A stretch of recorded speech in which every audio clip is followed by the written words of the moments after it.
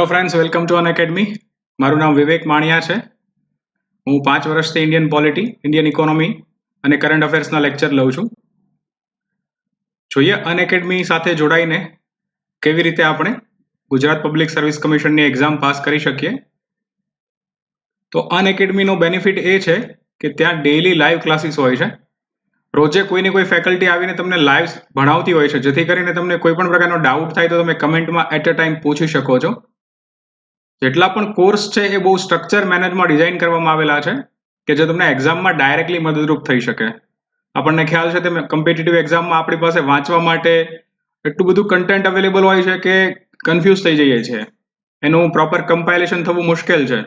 પરંતુ અહીંયા જે કોર્સ ડિઝાઇન કરવામાં આવેલા છે એ એક્ઝામમાં ડાયરેક્ટલી મદદરૂપ થઈ શકે એવી રીતે કરવામાં આવેલા છે. સાથે સાથે કોમ્પિટિટિવ એક્ઝામનો એક સૌથી મોટો પોઈન્ટ કે તમે જે પ્રિપેરેશન કરો છો એનું પ્રોપર ઇવેલ્યુએશન એટલે કે એનાલિસિસ થવું જોઈએ થ્રુ ટેસ્ટ. અનએકેડમી પર લાઈવ ટેસ્ટ આવે છે, ક્વિઝ આવે છે, એ પણ રેગ્યુલર મેનરમાં આવે છે. સાથે સાથે અનલિમિટેડ એક્સેસ છે, એ પણ એવી રીતે કે તમે જ્યારે ધારો ત્યારે તમે રેકોર્ડેડ લેક્ચર ગમે ત્યારે 24 કલાકમાં ગમે તેટલી વાર જોઈ શકો. તમે જીપીએસસીનું સબસ્ક્રિપ્શન લો છો ધારો કે, અને જેટલા સમય સુધીનું તમારી પાસે સબસ્ક્રિપ્શન હોય છે એ બધા સમય સુધી તમે એને અનલિમિટેડ એક્સેસ કરી શકો છો. કે પછી ગમે તે ગુજરાત પબ્લિક સર્વિસ કમિશન અંતર્ગત એક્ઝામ આવતી હોય અને એનો કોર્સ અનએકેડમી ઉપર અવેલેબલ હોય તો તમે એને મલ્ટિપલ ટાઈમ સુધી એક્સેસ કરી શકો છો. કેટલા કોર્સ અવેલેબલ છે આ તો ખાલી એક સેમ્પલ તરીકે જોઈએ તો સાયન્સ એન્ડ ટેકના 24 છે, ઇન્ડિયન પોલિટીના 23 છે, હિસ્ટ્રીના 23 છે, ઇંગ્લિશના 22 છે, રિઝનિંગના પણ કોર્સ અવેલેબલ છે 12th, ક્વોન્ટિટેટિવ એપ્ટિટ્યૂડના છે, પબ્લિક એડમિનિસ્ટ્રેશનના છે, અને મોક ટેસ્ટ આપણે જેમ વાત કરીએ મોક ટેસ્ટ પણ અવેલેબલ છે. તો જોઈએ કે કેવી રીતે રજિસ્ટ્રેશન મેળવવું અથવા તો સબસ્ક્રિપ્શન લેવું અનએકેડમીના પ્લસ પ્લેટફોર્મનું. તો સૌથી પહેલા તો તમે જો એન્ડ્રોઈડ યુઝર હોય તો ગૂગલ પ્લે સ્ટોરની અંદરથી અનએકેડમીની એક લર્નર એપ ડાઉનલોડ કરો. એનો જે સબસ્ક્રિપ્શનનું પોર્શન્સ છે, જે પ્લસ ક્લાસ લેવા માટેનું, ત્યાં તમને આ રીતનું એક મેન્યુ જોવા મળશે કે આટલા અલગ અલગ ટેન્યુરની અંદર કોર્सेस અવેલેબલ છે. પરંતુ મારું માનવું એવું છે કે જ્યાં સુધી તમે જો જીપીએસસીના પ્રોપર એસ્પાયરન્ટ છો તો 1 વર્ષનો ટાઈમ તો મસ્ટ છે પ્રિપેરેશન કરવા માટે. એટલે 1 વર્ષનું સબસ્ક્રિપ્શન લેશો તમે તો 7,000 રૂપિયાનું થશે. એમાં તમે મારો કોડ યુઝ કરશો VMUS, then you get a 10% discount, અને આ કોર્સ ફક્ત 6,300 રૂપિયામાં મળશે. કોઈ એવા વિદ્યાર્થી મિત્રો છે જે લોકો કોલેજની સાથે સાથે પ્રિપેરેશન કરે છે કે જોબ કરતા પ્રિપેરેશન કરે છે, ઇન શોર્ટ એવા લોકો કે જેનો ગોલ નજીકના ભવિષ્યમાં આવતી એક્ઝામો નથી પણ પ્રિપેરેશન લાંબા સમય સુધી કરીને પછી જે ફ્યુચરમાં આવતી એક્ઝામો છે, તો આઈ પ્રિફર કે તમે લોકો 12 મંથની જગ્યા પર 24 મંથનો કોર્સ પરચેસ કરો. It is just because of કે આ ઇકોનોમિકલ છે. તમે જો 1 વર્ષનો કોર્સ લેવા માટે તો તમે 7,000 પે કરવાના જ હતા. હવે તમે 24 મહિનાનો એટલે કે 2 વર્ષનો કોર્સ પરચેસ કરો તો એની વેલ્યુ છે 8,400 રૂપિયા. એમાં તમે કોડ યુઝ કરશો VMUS, then you get a 10% discount અને 7,560 રૂપિયા. વિચ મીન્સ તમે જે 7,000નો એક વર્ષનો કોર્સ લેવાના હતા ને એમાં ફક્ત 560 રૂપિયા એડ કરશો ને એટલે તમને 2 વર્ષનો કોર્સ અવેલેબલ થઈ જશે. તમારી પ્રિપેરેશનમાં પણ ખૂબ મદદરૂપ થશે. ઓકે મિત્રો, આને પહેલા મારો એક સિટીઝનશીપ અમેન્ડમેન્ટ એક્ટ ઉપર એક લેક્ચર આવેલો કરંટ અફેર્સના લઈને. આઈ હોપ કે તમે લોકોએ જોયો હશે. અને આપણે પછી નવી સિરીઝ ચાલુ કરેલી કેન્દ્ર સરકાર એટલે કે સેન્ટ્રલ ગવર્મેન્ટ, એના અંતર્ગત જે વ્યવસ્થાઓ આવેલી છે તેમાં સૌથી પ્રથમ આપણે શરૂઆત કરેલી રાષ્ટ્રપતિ. એનું પહેલું ચેપ્ટર એટલે કે રાષ્ટ્રપતિને જે અલગ અલગ લેક્ચરોમાં 3 લેક્ચરોમાં વિભાજિત કરેલા છે એમાં પહેલો લેક્ચર યુટ્યુબ પર અવેલેબલ છે. જે લોકોએ ના જોયો હોય આઈ રિક્વેસ્ટ કે પહેલા એ લેક્ચર જુઓ પછી આ લેક્ચર પર આવો. બીકોઝ પ્રેસિડેન્ટને લઈને સૌથી ઇમ્પોર્ટન્ટ વસ્તુ કોઈ પણ હોય તો એ પ્રેસિડેન્શિયલ ઇલેક્શન છે. કેવી રીતે થાય, કોણ પાર્ટિસિપેટ કરે, કેમ મત નાખવાના, કેમ મત ગણવાના, વિધાનસભાના સભ્યોના મત કેવી રીતે ગણાશે, સંસદ સભ્યોના મત કેવી રીતે ગણાશે, જીતવાનો કોટા શું છે, ઇતિહાસ શું રહ્યો છે, એ દરેક વસ્તુનું ત્યાં ડિટેલમાં ડિસ્કશન કરવામાં આવેલું છે. તો આઈ પ્રિફર કે જે લોકોએ નથી જોયેલો મસ્ટ ગો એન્ડ વોચ, પછી તમે આ લેક્ચર જોશો then it will be a beneficiary for you. આજે આપણે જોવાના છીએ રાષ્ટ્રપતિના જ ચેપ્ટર અંતર્ગત ભાગ 2, જેના અંતર આપણે જોવાના છીએ કે આપણે જોઈ લીધું કે રાષ્ટ્રપતિ બનવા માટેની ચૂંટણી આ છે, આ લોકો ચૂંટણી કરાવે છે, આ ચૂંટણી પંચ ચૂંટણી કરાવે છે, MLA MP એમાં વોટ આપે છે, એના મતનું મૂલ્ય શું છે, દરેક વસ્તુનું ડિસ્કશન કરી લીધું. પરંતુ રાષ્ટ્રપતિ બની શકે કોણ, મિનિમમ ક્વોલિફિકેશન કોણ છે, મારે ને તમારે બનવું હોય તો શું બની શકીએ? બંધારણ પ્રમાણે હા બની શકે, પરંતુ અમુક નિયમો નક્કી કરવામાં આવેલા છે જે અંતર્ગત રાષ્ટ્રપતિ બનવા માટેની લાયકાતો જેને સમજવામાં આવે છે, અથવા તો એવા નિયમો કે જેને ફરજિયાતપણે પાલન થવું જોઈએ તો જ તમે રાષ્ટ્રપતિના ચુનાવની અંદર ઊભા રહી શકો. એવા કેટલા નિયમો છે એ જોઈએ. તો કે રાષ્ટ્રપતિની ચૂંટણી માટે નીચેની લાયકાતો જોઈએ. સૌપ્રથમ શું? તો કે ભારતનો નાગરિક હોવો જોઈએ. સીધી વાત છે કે આપણા દેશ માટે રાષ્ટ્રપતિનું ઇલેક્શન થતું હોય તો એ આપણા દેશના નાગરિક તો હોવા જ જોઈએ. યુએસએની જેમ નથી કે આપણે ફક્ત ભારતના નાગરિક હોવા જોઈએ. જ્યારે યુનાઇટેડ સ્ટેટ્સ ઓફ અમેરિકા એટલે કે અમેરિકાની અંદર એવી વ્યવસ્થા છે કે નાગરિક નહીં, પરંતુ જન્મથી જ એ વ્યક્તિ યુએસએ નો રહેવાસી હોવો જોઈએ. એ વ્યક્તિનો જન્મ અમેરિકામાં થયેલો હોવો જોઈએ. જ્યારે આપણા ભારતમાં એવું નથી. આપણા ભારતમાં ખાલી નાગરિક હોય ને તોય ચાલે. અમેરિકામાં તમને ખ્યાલ હોય તો બરાક ઓબામા જ્યારે પહેલી વખત ઇલેક્ટ થઈને આવેલા ને ત્યારે આ પ્રશ્ન ઉભો થયેલો કે એ હવાઈ ટાપુ જે છે ત્યાંના વતની છે. તો હવાઈ એ સમયે અમેરિકાનો ભાગ નહોતો. અમુક લોકોએ વિરોધ કરેલો, પરંતુ બાદમાં ખબર પડી કે અમેરિકા એ ટાપુને એક્વાયર કરી લીધેલો બરાક ઓબામા સાહેબના જન્મ પહેલા. એટલા માટે એને પાછળથી અમેરિકાનો ભાગ ગણેલો. જ્યારે ભારતમાં એવી વ્યવસ્થા નથી. એટલે રાષ્ટ્રપતિને લઈને એવું નહીં, પણ કોઈ પણ પદને લઈને એવી વ્યવસ્થા નથી કે તમારો જન્મ ફક્ત ભારતમાં થયેલો હોવો જોઈએ. આપણને ખ્યાલ હોય તો આપણા જે પૂર્વ વડાપ્રધાન છે મનમોહન સિંહ સાહેબ, તેઓનો જન્મ પણ પાકિસ્તાનમાં થયેલો છે. આપણા ગુજરાતના જે વર્તમાન મુખ્યમંત્રી છે વિજયભાઈ રૂપાણી, તેઓનો જન્મ પણ રંગૂન બર્મામાં થયેલો છે. તો એવી રીતે જન્મથી ભારતનું હોવું જરૂરી નથી રાષ્ટ્રપતિ બનવા માટે, પણ નાગરિક હોવું જરૂરી છે. નાગરિકતા કેવી રીતે લેવાય એના રિગાર્ડિંગ થોડી બ્રીફ ઇન્ફોર્મેશન મારો જે પહેલો લેક્ચર છે સિટીઝનશીપ અમેન્ડમેન્ટ એક્ટ એની અંદર આપેલી છે, અને આપણે પણ જ્યારે નાગરિકતાનું ચેપ્ટર જોઈશું ત્યારે વધારે ડિટેલમાં જોઈશું. અત્યારે ફક્ત એટલું રાખો કે ભાઈ તમારે જો પ્રેસિડેન્ટનું ઇલેક્શન લડવું હોય તો તમે ભારતના નાગરિક હોવા જરૂરી છો. બીજું, 35 વયની ઉંમર પૂર્ણ કરેલી હોવી જોઈએ.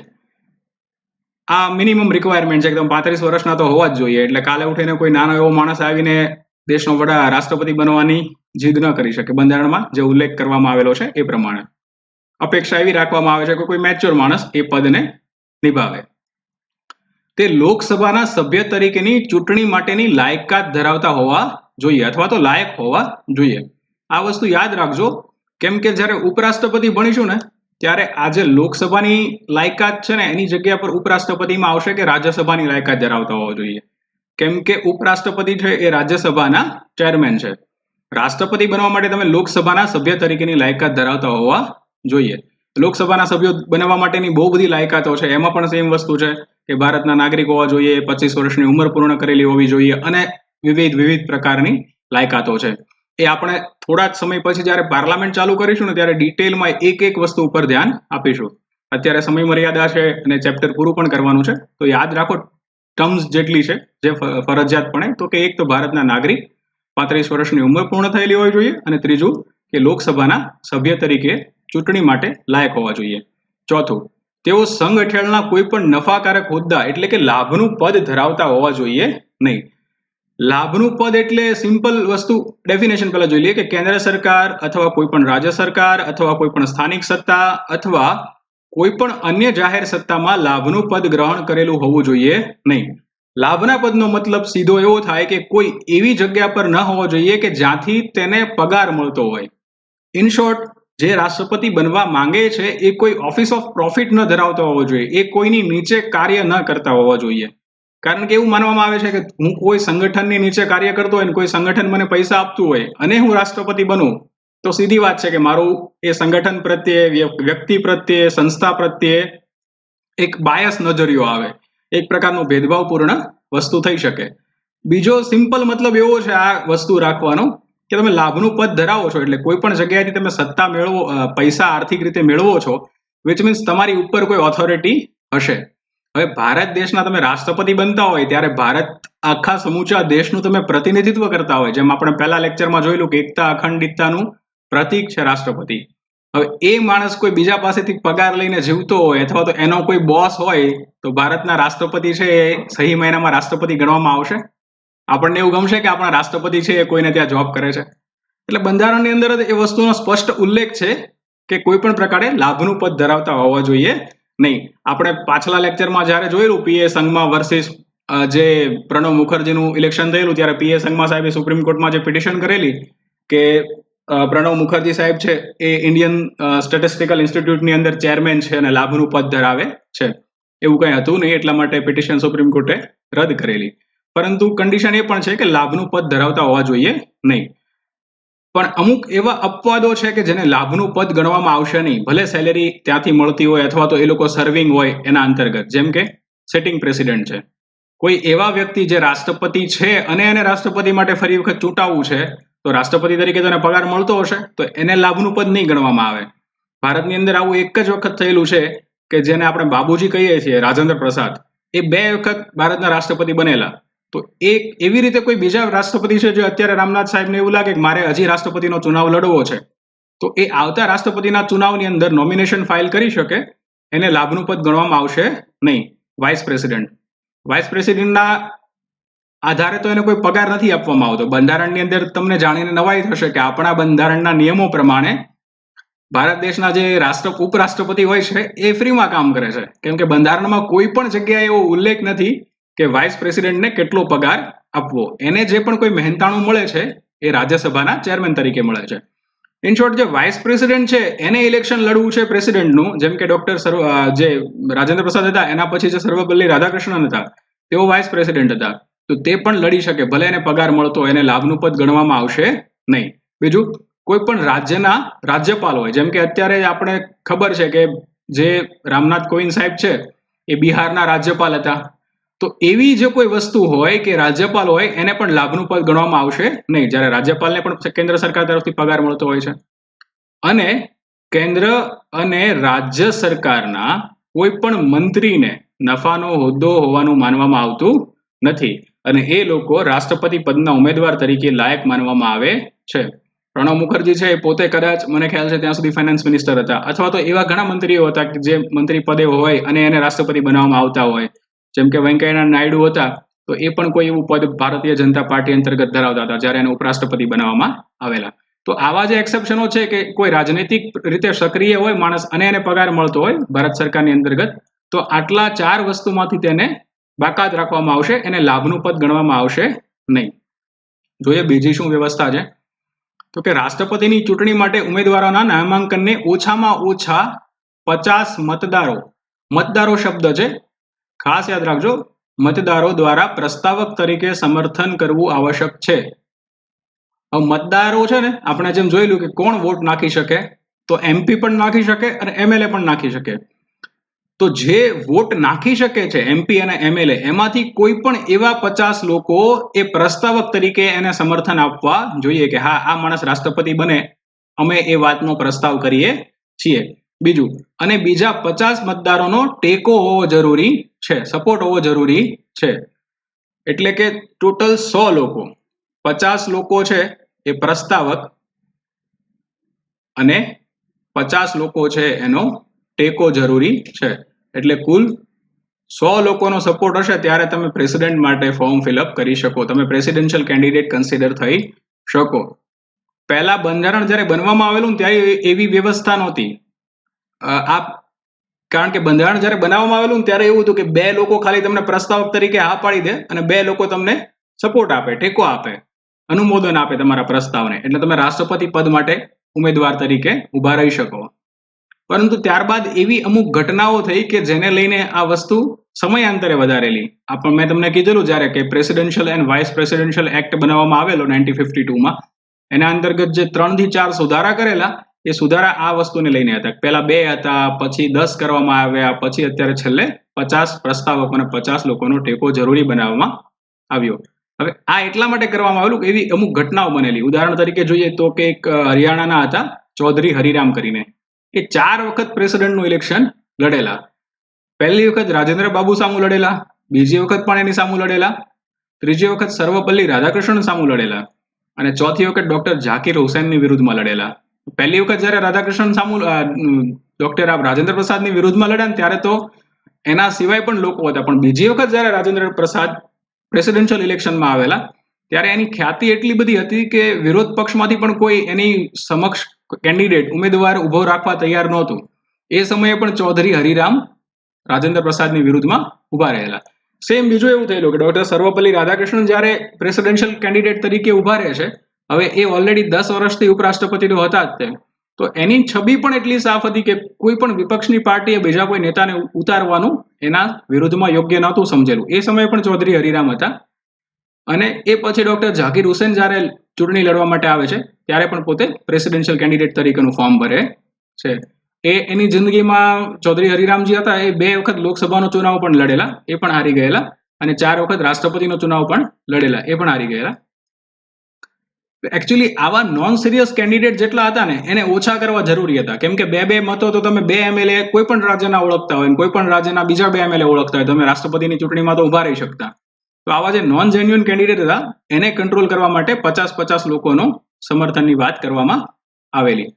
હવે એવું માનવામાં આવે છે કે આ પ્રક્રિયા છે એ અલોકતાંત્રિક ગણવામાં આવે છે, કારણ કે સામાન્ય રીતે માણસોના હિતની વિરુદ્ધ, સામાન્ય માણસોના હિતની વિરુદ્ધ છે. કેવી રીતે?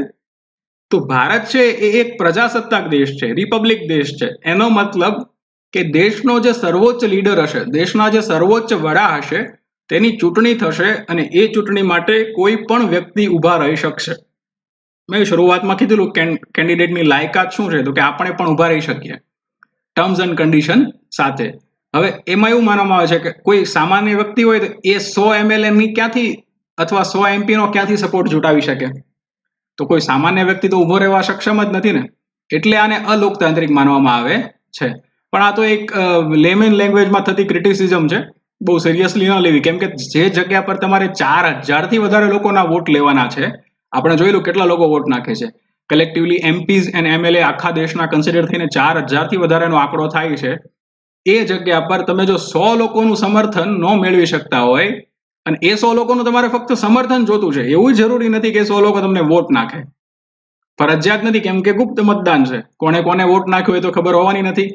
તો એવી કન્ડિશનમાં તમારા 100 લોકો તમારા પ્રસ્તાવને જો માન્યતા દેવા તૈયાર ન હોય તો તમે નોન જેન્યુઅન કેન્ડિડેટ છો, એ તમારે સમજવું જોઈએ. એટલા માટે એવું માનવામાં આવે છે કે પ્રક્રિયા કોઈ પણ રીતે અલોકતાંત્રિક છે નહીં. ચૌધરી હરિરામ તો રાષ્ટ્રપતિ બનીને તો ક્યારેય ઇલેક્શન જીતીને તો ક્યારેય રાષ્ટ્રપતિ ભવનમાં નહોતા જઈ શક્યા, પણ સર્વપલ્લી રાધાકૃષ્ણન જ્યારે ઇલેક્શન જીતે છે ત્યારે ચૌધરી હરિરામને ઇન્વિટેશન આપેલું, અને પછી હરિરામ છે આખા પરિવાર સાથે રાષ્ટ્રપતિ ભવનમાં ગયેલા. હવે હરિરામજીનું એવું માનવું હતું કે પ્રજાસત્તાક દેશ જ્યારે આપણે સ્વતંત્ર છીએ ત્યારે કોઈ પણ કેન્ડિડેટ ગમે તેટલો લાયક કેમ ન હોય, એ બિનહરીફ ન ચૂંટાવો જોઈએ. જો એ વ્યક્તિ બિનહરીફ ચૂંટાય તો એ તમારા લોકતંત્ર ઉપર સવાલ ઉભો થાય છે કે તમે અત્યારે પણ હજી ફ્રી છો, તમે કોઈ પણ પ્રકારના બાયસમાં નથી માનતા, એટલા માટે તેઓ રાષ્ટ્રપતિના ચુનાવમાં દર વખતે ઉભા રહેતા. આ વિષય ઉપર લોકોના મતાંતરો હોઈ શકે. વ્યક્તિગત રીતે મારું એવું માનવું છે કે રાષ્ટ્રપતિનું ઇલેક્શન છે એ સર્વસંમતિથી થવું જોઈએ, ત્યાં ચૂંટણીની કોઈ આવશ્યકતા ન હોવી જોઈએ, કેમ કે તમારા દેશનું પ્રતિનિધિત્વ કરે છે, અને એવા તો તમે કોઈ ઇન્ડિવિજ્યુઅલ રાઇટ્સ એને આપેલા નથી કે એના પક્ષ અથવા નિષ્પક્ષ હોવાથી બહુ જાજો ફરક પડતો હોય. તો એ વસ્તુ વધારે ફેવરમાં રહે કે એ રાષ્ટ્રપતિ છે એની વિરુદ્ધ ચૂંટાઈને આવે. જોઈએ બીજી કન્ડિશન જોઈએ, દરેક ઉમેદવારે સિક્યુરિટી ભરવી પડશે ભારતીય રિઝર્વ બેંક એટલે કે RBI ની અંદર 15,000ની, એને ડિપોઝિટ કન્સિડર કરવામાં આવશે. અને જો ઉમેદવાર છઠ્ઠા ભાગના મત નથી મેળવતો, જે લાયક મત પડે છે એમાંથી છઠ્ઠા ભાગના મત જો જે તે ઉમેદવાર નથી મેળવતા, તો તેની જમાનત છે એને જપ્ત કરવામાં આવશે એવું ગણીને. આ 15,000 છે એ પણ બહુ અત્યારે વધારેલી છે. 1997 પહેલા પ્રસ્તાવકો અને સેકન્ડરોની સંખ્યા 10 હતી, આપણે જેમ આગળ વાત કરી એમ, અને સુરક્ષા થાપણોની એટલે કે ડિપોઝિટની રકમ પણ ફક્ત 2500 રૂપિયા હતી. ગંભીર ઉમેદવારો ભાગ લઈ શકે માટે આ વસ્તુ વધારવામાં આવેલી, અત્યારે 15,000 કરવામાં આવેલી છે. હવે જોઈએ કે આ તો કન્ડિશન હતી કે રાષ્ટ્રપતિ માટે ઉભા રહી શકે. હવે ધારો કે રાષ્ટ્રપતિ, આપણે જે ઇલેક્શન જોયેલું ને એમાં રાષ્ટ્રપતિ એક વખત ચૂંટાઈને જીતી જાય ત્યારબાદ એ શપથ વ્યવસ્થા શું કરેલી છે બંધારણ પ્રમાણે, તો કે રાષ્ટ્રપતિ દ્વારા પોતાનો હોદ્દો સંભાળતા પહેલા નીચે પ્રમાણેની શપથ લેશે, અનુચ્છેદ 60 પ્રમાણે બંધારણના. હવે અનુચ્છેદને લઈને મિત્રો એક વાત કહી દઉં કે દરેક બંધારણના ચેપ્ટરની અંદર અનુચ્છેદો આપેલા છે અને દરેકને કોઈને કોઈ સાથે ડાયરેક્ટલી લેવા દેવા છે. પરંતુ 1-2 ની પ્રિપેરેશન કરતા હોય તમે જીપીએસસીની, તો આર્ટિકલને યાદ રાખવા એટલા બધા ઇમ્પોર્ટન્ટ નથી, કેમ કે ડાયરેક્ટલી બહુ રેરેસ્ટ ઓફ ધ રેર કેસમાં પૂછાતા હોય છે. ક્લાસ 3માં ઘણી વખત પૂછાતા હોય છે, અને ગૌણ સેવા પસંદગી મંડળમાં તો વધારે સ્કોપ છે કે અનુચ્છેદ ઘણી વખત એ લોકો પૂછી લેતા હોય છે. તો આપણે એવી વ્યવસ્થા કરશું કે જ્યારે રાષ્ટ્રપતિના 3 લેક્ચર પૂરા થઈ જાય ને છેલ્લા લેક્ચરમાં અનુચ્છેદો ઉપર ડિસ્કશન કરી લઈશું. એક પેજ ગોઠવીશું જેની અંદર ફક્ત રાષ્ટ્રપતિને લગતા મહત્વના અનુચ્છેદો હોય. અત્યારે સમય બરબાદ કરવાનો મતલબ નથી. કેમ કે આ એવી વસ્તુ એક તમારે ગોખવાની છે, ડાયરેક્ટલી યાદ રાખવાની છે. અનુચ્છેદ 60 ની અંદર શું આપેલું છે એને લઈને કોઈ કોન્સેપ્ટ નથી. હા, આ ડિટેલ યાદ હશે તો વધારે મદદરૂપ થવાશે. તો કોઈ એવી ટેન્શન ના લેતા કે અનુચ્છેદો છોડું છું અથવા તો બહુ ડિટેલમાં ડિસ્કશન નથી થતું. છેલ્લા ચેપ્ટરમાં કવર કરીશું આપણે. કેવા પ્રકારની શપથ લે છે? તો કે રાષ્ટ્રપતિ એવી શપથ લે છે કે નિષ્ઠાપૂર્વક કામ કરશે. બીજી શપથ એવી લેશે કે બંધારણ અને કાયદાની જાળવણી, રક્ષણ અને બચાવ કરશે. એવું માનવામાં આવે છે કે બંધારણની રક્ષા અને બચાવ કરવાનું કાર્ય રાષ્ટ્રપતિનું છે. પણ જો MCQ પૂછાય તો તમારે બંધારણની રક્ષા કરવાનું કામ કોનું છે? તો સુપ્રીમ કોર્ટ જવાબ લખવાનો છે. કેમ? તો કે સુપ્રીમ કોર્ટનું ચેપ્ટર આવશે ત્યારે જોઈશું. અત્યારે ડિટેલમાં ન જતા ખાલી એટલું સાંભળો કે બંધારણ પ્રમાણે એવી વ્યવસ્થા છે કે સુપ્રીમ કોર્ટ છે બંધારણના રખવેલા છે. આપણે જે કેશવાનંદ ભારતી કેસ થયેલો એના 3 જજમેન્ટો હતા કે સંસદ છે એ કોઈ પણ પ્રકારનો બંધારણીય સુધારો વધારો કરી શકે. એક જજમેન્ટના જે 3 ભાગો હતા, પહેલો ભાગ આ રીતનો હતો. બીજો ભાગ એવો હતો કે બંધારણની અંદર કોઈ એવા સુધારા વધારા ન કરી શકે જે બંધારણના મૂળભૂત ઢાંચાને અસર કરતા હોય. બેઝિક સ્ટ્રક્ચર જે બંધારણનું છે એને અસર ન થવા જોઈએ. અને ત્રીજો ભાગ એવો હતો કે બંધારણનો મૂળભૂત ઢાંચો કોને કહેવાય એ સમયાંતરે સુપ્રીમ કોર્ટ નક્કી કરશે. માટે માનવામાં આવે છે કે સુપ્રીમ કોર્ટ છે એ બંધારણની રખેવાલ છે, પણ રાષ્ટ્રપતિને પણ એ પાવર આપવામાં આવેલો છે. ત્રીજું, ભારતના લોકોની સેવા અને સુખાકારી માટે પોતાને સમર્પિત કરશે. બહુ સાચી વાત છે. તમે જો રાષ્ટ્રપતિનો શેડ્યુલ ચેક કરો છેલ્લા 1 વર્ષનો, કોઈ પણ રાષ્ટ્રપતિનો 1 જ વર્ષનો ચેક કરો ને તો તમને ખબર પડે કે આપણે એમ કહીએ કે નામ માત્રના વડા છે ને, આ છે ને, તે છે ને, લેમેન લેંગ્વેજમાં રબર સ્ટેમ્પ છે ને, પણ તમે એનો કાર્યકાળ જો, એનો કાર્યની જે પદ્ધતિ જુઓ તો એટલા બિઝી હોય છે કેમ કે રિપ્રેઝેન્ટેટિવ છે. તો કોઈને કોઈ દીક્ષાદાન સમારંભની અંદર હોય, કોઈને કોઈ એવી જગ્યા હોય જ્યાં દેશનું પ્રતિનિધિત્વ કરવાની જરૂર પડતી હોય, એટલા માટે પૂર્ણ રીતે દેશને સમર્પિત રહે છે. આગળ જોઈએ, રાષ્ટ્રપતિને શપથ ગ્રહણ કોણ અપાવશે? તો કે ભારતના જે મુખ્ય ન્યાયમૂર્તિ હશે, chief justice of India, supreme કોર્ટના CJI જે છે એ રાષ્ટ્રપતિને શપથ અપાવશે. આ જો JS ખહેર સાહેબ છે એ રામનાથ કોવિંદ સાહેબને શપથ અપાવે છે, પ્રથમ શીખ ચીફ જસ્ટિસ ઓફ ઇન્ડિયા. હવે ધારો કે ચીફ જસ્ટિસ ઓફ ઇન્ડિયાનું પદ ખાલી છે, એનું રિટાયરમેન્ટ થઈ ગયું છે, નવા જજની અત્યાર સુધી હજી કોલેજિયમ પદ્ધતિ દ્વારા નિમણૂક નથી કરવામાં આવી, તો એ સમયે કોણ શપથ અપાવશે? તો કે સુપ્રીમ કોર્ટના જે પણ કોઈ વરિષ્ઠ ન્યાયાધીશ હશે એ શપથ અપાવશે. એટલે કે શપથ અપાવવા માટેની વ્યવસ્થા તો છે. કોઈ અન્ય વ્યક્તિ રાષ્ટ્રપતિ તરીકેની કામગીરી કરે છે અથવા તો પદ સંભાળે છે તો તે વ્યક્તિએ પણ સમાન શપથ અપાવવામાં આવશે. તે વ્યક્તિને પણ સમાન શપથ અપાવવામાં આવશે.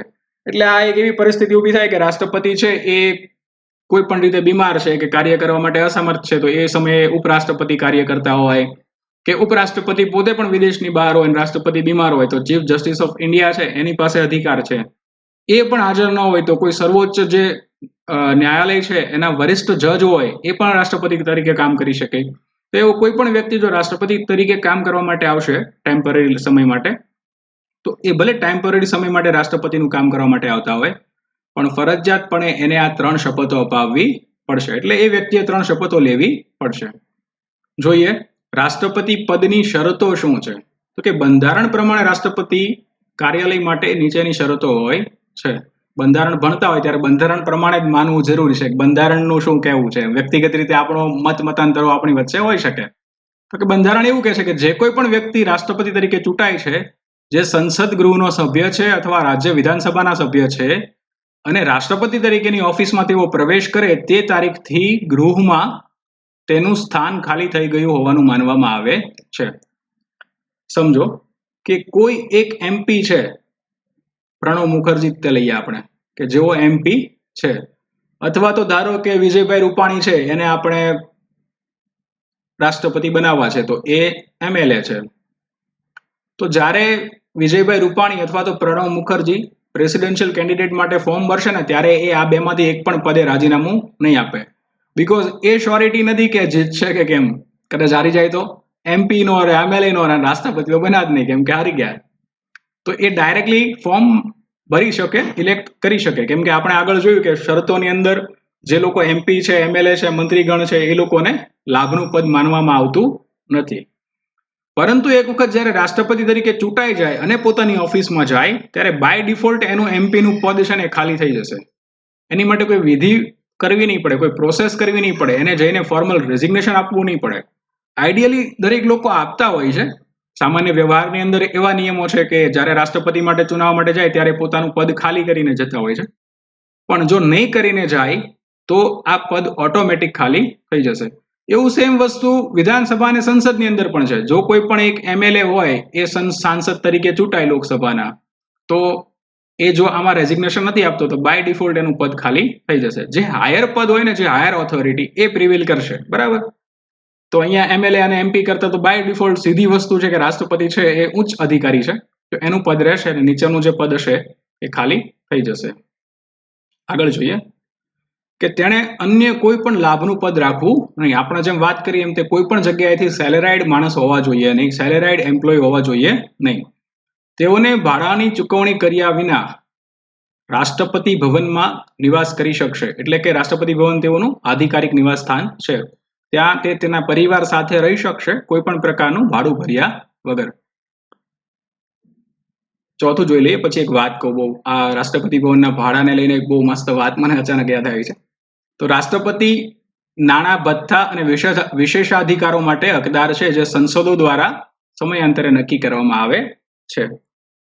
રાષ્ટ્રપતિ ભવનના ભાડાને લઈને એવી વાત હતી કે જ્યારે કલામ સાહેબ રાષ્ટ્રપતિ હતા ને, APJ અબ્દુલ કલામ, એનો પરિવાર 10 દિવસ માટે દિલ્હી આવેલો, ટ્રેનમાં બોલાવેલા. એકચ્યુઅલી અત્યારે તો આપણા MP MLA ના માણસો આવે ને તો એ પ્લેનમાં આવે પરિવાર, આ તો રાષ્ટ્રપતિ હતા.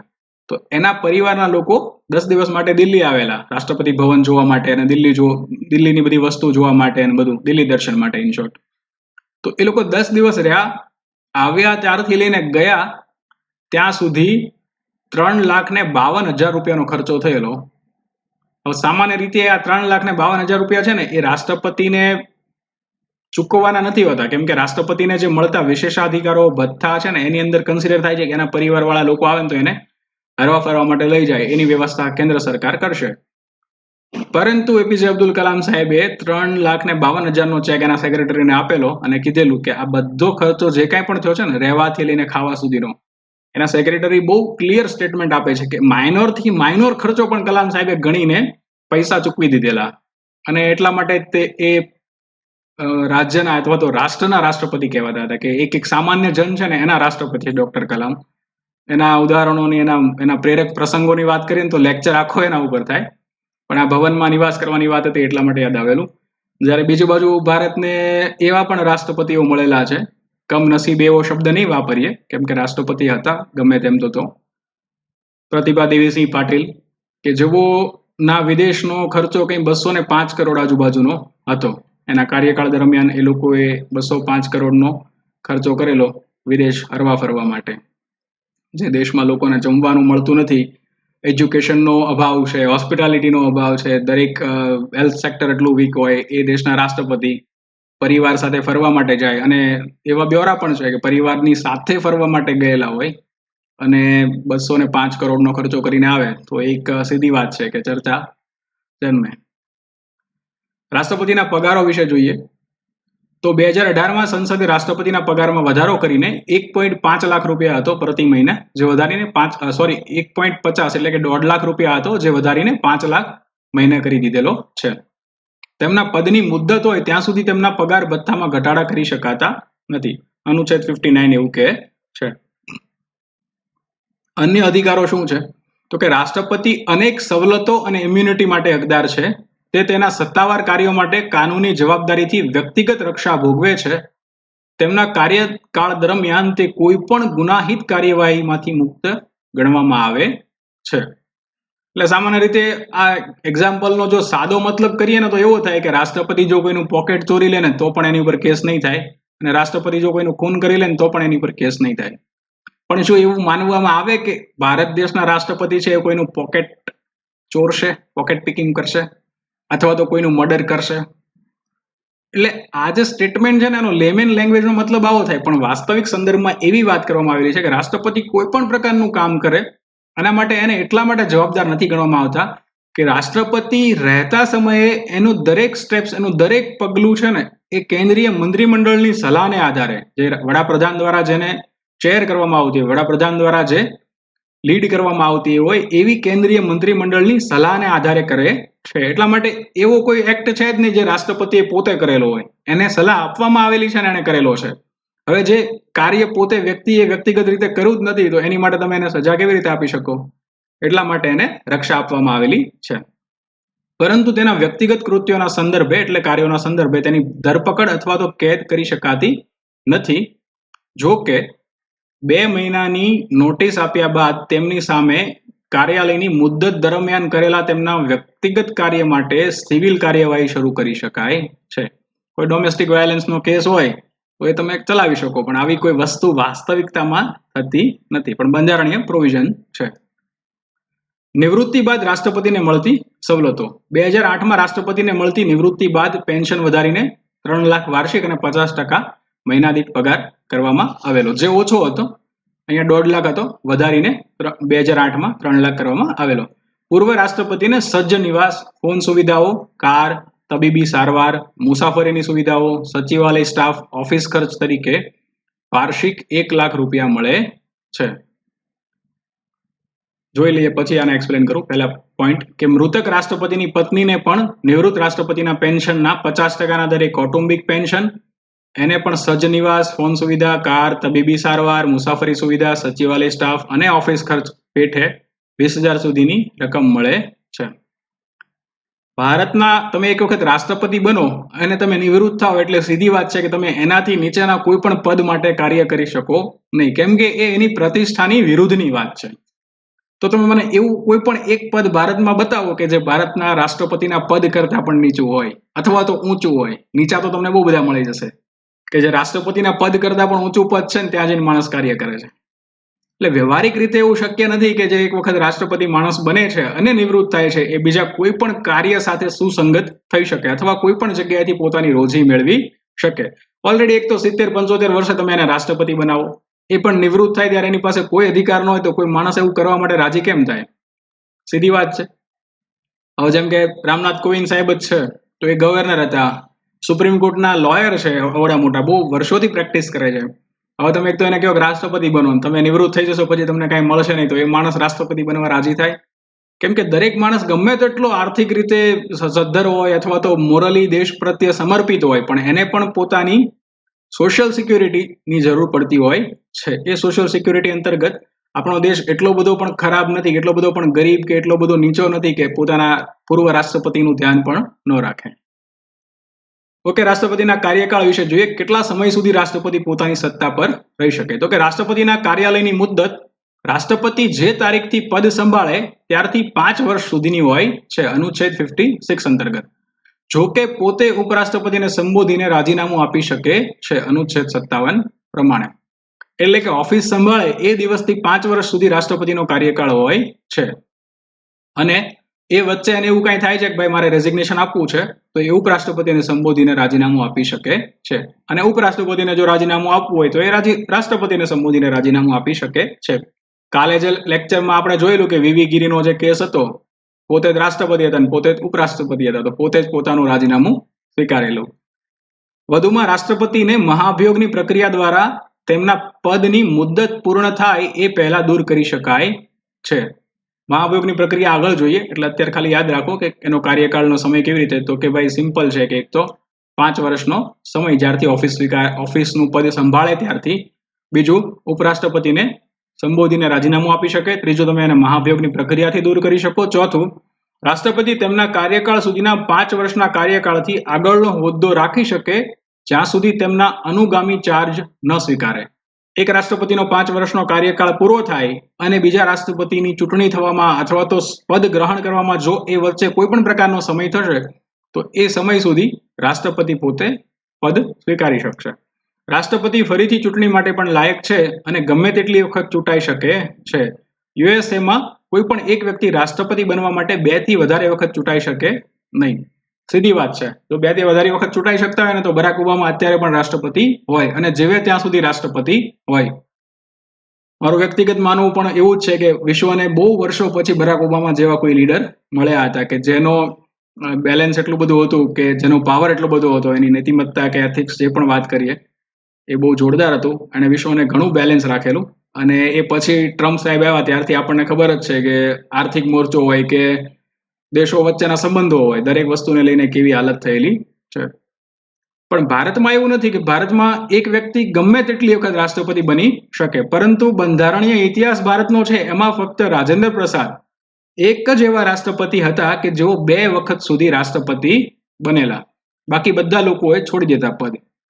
હવે આની માટે એવી વ્યવસ્થા હતી કે જ્યારે રાજેન્દ્ર બાબુ પહેલી વખત રાષ્ટ્રપતિ બનેલા ત્યારે સરદાર સાહેબે પૂરેપૂરો સપોર્ટ કરેલો. અને જવાહરલાલ નહેરુ એવું ઈચ્છતા હતા કે જે આપણા ગવર્નર હતા, મને નામ એનું એક્ઝેક્ટલી અત્યારે ભૂલાય છે, એ સમયે તો એ ગવર્નર હતા એ રાષ્ટ્રપતિ બને રાજેન્દ્ર પ્રસાદની જગ્યા પર. પણ તો સરદાર પટેલનો વીટો હતો. આપણને ખબર હતી કે સંગઠન ઉપર પકડ સરદાર સાહેબની છે, એટલે સરદાર પટેલના સમર્થનથી રાજેન્દ્ર પ્રસાદ રાષ્ટ્રપતિ બની ગયેલા. બીજી વખત પણ રાષ્ટ્રપતિ રાજેન્દ્ર પ્રસાદને બનવું હતું. અને આપણને ખબર છે કે નહેરુ અને રાજેન્દ્ર પ્રસાદજી વચ્ચે બહુ સારો સંવાદ નહોતો, એમ બંને વચ્ચે સારા સંબંધો નહોતા. એના ઘણા બધા કારણો હતા કે નહેરુના ઘણા બધા પોલિસીની વિરુદ્ધમાં હતા રાજેન્દ્ર પ્રસાદ સાહેબ, કે નહેરુના ઘણા બધા આદેશોનું પાલન પણ નહોતા કરતા, કેમ કે નહેરુનો જે સેક્યુલર સ્ટેટનો આઈડિયા હતો એના સાથે સુસંગત નહોતા એ. જેમ કે દાખલા તરીકે લઈએ તો સોમનાથ મંદિરનું ઉદ્ઘાટન કરવા માટે બોલાવેલા તો નહેરુએ ના પાડેલી, પરંતુ બાબુજી આવેલા. તો એવા ઘણા બધા કારણો હતા કે નહેરુ ઈચ્છતા હતા કે ડોક્ટર સર્વપલ્લી રાધાકૃષ્ણન છે એ રાષ્ટ્રપતિ બને. પરંતુ ડોક્ટર રાજેન્દ્ર પ્રસાદે એવું કહી દીધેલું કે મને આ બંધારણીય જવાબદારી સ્વીકારવા માટે કોઈ પણ પ્રકારની તકલીફ નથી, હજી હું એક વખત સ્વીકારી શકું છું. એટલે પછી તો વાત પૂરી થઈ ગઈ. અને ભારતના ઇતિહાસમાં 99% વોટ સાથે ફક્ત એક જ વખત કોઈ વ્યક્તિ જીતેલા છે, એ ડોક્ટર રાજેન્દ્ર બાબુ છે. એનો પોતાનો જે સેકન્ડ ટાઈમનો પ્રેસિડેન્શિયલ ઇલેક્શન હતું એ. હવે એ સમયે જ્યારે બીજો કાર્યકાળ પૂરો થતો હતો ત્યારે એવી જ હાલત હતી કે કદાચ જો ડોક્ટર રાજેન્દ્ર પ્રસાદ ત્રીજી વાર માટે પણ ઉભા રહે ને તો એ નિર્વિરોધ ચૂંટાઈ શકે એમ. આખો ભારત એને પ્રેમ કરતો હતો. પરંતુ સંસદની અંદર કોઈ એક મેમ્બરે પ્રાઇવેટ મેમ્બર બિલ મૂકેલું કે અમેરિકાની જેમ ભારતમાં પણ 2 વખતથી વધારે રાષ્ટ્રપતિ પદ ઉપર ન રહી શકીએ એવી વ્યવસ્થા બનાવો. હવે આ વાતની જાણ રાજેન્દ્ર પ્રસાદને થયેલી એટલે રાજેન્દ્ર પ્રસાદે પોતે સ્વૈચ્છિક એવું ડિક્લેર કરેલું કે આવા કોઈ બંધારણીય નિયમો બનાવવા નથી. આપણે એક શ્રેષ્ઠ પરંપરા શરૂ કરીએ કે જે એક વખત રાષ્ટ્રપતિ બને એ બીજી વાર માટે ના બને. ત્યારથી લઈને આજ સુધી એક પણ રાષ્ટ્રપતિ રિપીટ થયેલા નથી. મહાઅભિયોગ. મહાઅભિયોગનો મતલબ સિમ્પલ, અભિયોગનો મતલબ શું થાય? તો કે અભિયોગનો મતલબ એવો કે કેસ ચાલતો હોય, એટલા માટે જેની ઉપર કેસ ચાલતો હોય ને એને આપણે અભિયુક્ત કહીએ છીએ. અભિયોગ એટલે કેસ ચાલવો. તો આ કેવો અભિયોગ છે, કેવો કેસ છે? તો કે મોટો મહાઅભિયોગ છે. કેમ? તો કે કોઈ એક દેશના રાષ્ટ્રપતિને પદ ઉપરથી દૂર કરવાની વાત છે. મેં જ્યારે પ્રેસિડેન્શિયલ ઇલેક્શન ભણાવતો હતો ત્યારે જ મેં કીધેલું કે પ્રેસિડેન્શિયલ ઇલેક્શન જેમ કોમ્પ્લેક્સ પ્રોસેસ છે ને એમ મહાઅભિયોગ પણ એક કોમ્પ્લેક્સ પ્રોસેસ છે. પરંતુ ચૂંટણીના સંદર્ભમાં અથવા તો ચૂંટણીની સાપેક્ષમાં થોડી સરળ છે. પ્રોસેસ જોઈ લઈએ કે મહાઅભિયોગ દ્વારા રાષ્ટ્રપતિને પદેથી દૂર કરી શકાય અનુચ્છેદ 61 પ્રમાણે. જો રાષ્ટ્રપતિ બંધારણનું ઉલ્લંઘન કરે તો. ક્યારે? હવે એવું નથી કે કોઈ રાષ્ટ્રપતિ છે એમ વડાપ્રધાનને ન ગમતું હોય એવું કાર્ય કરે તો એને રાષ્ટ્રપતિ પદ તરફથી દૂર કરી દેવામાં આવે. જેમ કે મેં આમ વાત કરેલી કે રાજેન્દ્ર બાબુ છે એને નહેરુએ ના પાડી કે ભાઈ તમે સોમનાથ ન જાઓ, કોમ્યુનલ ઇસ્યુ થઈ શકે છે. રાજેન્દ્ર બાબુ ગયા, હવે નહેરુ એવું કહે કે ના ચલો મારે રાષ્ટ્રપતિ તરીકે તમને હટાવી દેવા, એ કારણ લાગે નહીં. ફક્ત ક્યારે? તો કે બંધારણનું ઉલ્લંઘન કરતા હોય એવું કોઈ પણ કાર્ય થાય તો. અને આવું કાર્ય કરતા હોય તો સીધી વાત છે કે એને રાષ્ટ્રપતિ રહેવાનો હક પણ નથી, કેમ કે બંધારણ છે એ ભારતની અંદર સર્વોચ્ચ છે. પરંતુ બંધારણની અંદર એ વસ્તુનો ઉલ્લેખ નથી કરવામાં આવેલો કે બંધારણનો ઉલ્લેખ કોને ગણાશે. તમે એ તો લખી દીધું કે બંધારણનો ઉલ્લેખ કરતા હશે તો રાષ્ટ્રપતિ પદના ઉપર તમે મહાઅભિયોગ કરીને રાષ્ટ્રપતિને હટાવી શકો, પણ બંધારણનો ઉલ્લેખ કોને ગણશો એ નક્કી કરવામાં આવેલું નથી. કેમ? તો કે આખી પ્રોસેસ સમજશો ને તો આઈડિયા આવી જશે કેમ નક્કી કરવામાં આવેલું નથી. બીજી ટર્મ શું છે? તો કે મહાઅભિયોગની પ્રક્રિયા છે એ બંને હાઉસમાં એટલે કે લોકસભા અને રાજ્યસભા બંને જગ્યા પર શરૂ કરી શકાય, જેમાં જે ગૃહની અંદર આ પ્રક્રિયા અથવા તો ચાર્જ લગાવવામાં આવે અથવા તો આરોપ લગાવવામાં આવે કે બંધારણનો ભંગ કરેલો છે રાષ્ટ્રપતિએ, એ ગૃહના ચોથા ભાગના સભ્યો દ્વારા પ્રસ્તાવનું અનુમોદન એટલે કે સમર્થન કરવું જરૂરી છે, જેણે ચાર્જ નક્કી કર્યા છે એ લોકોએ. અને આ રીતે જો કોઈ પણ ચોથા ભાગના લોકો નક્કી થઈ જાય, આપણે પહેલા છે ને એની પ્રોસેસ સમજી લઈએ એટલે વધારે આઈડિયા આવશે. સમજો કે કોઈ પણ એક રાષ્ટ્રપતિ છે, જેમ કે આપણે લઈએ કે પ્રતિભા પાટીલ. પ્રતિભા પાટીલને તમારે હટાવવા છે. એને હટાવવા માટેની પ્રક્રિયા તમે આઈધર તમે લોકસભામાં પણ ચાલુ કરી શકો અને રાજ્યસભામાં પણ ચાલુ કરી શકો.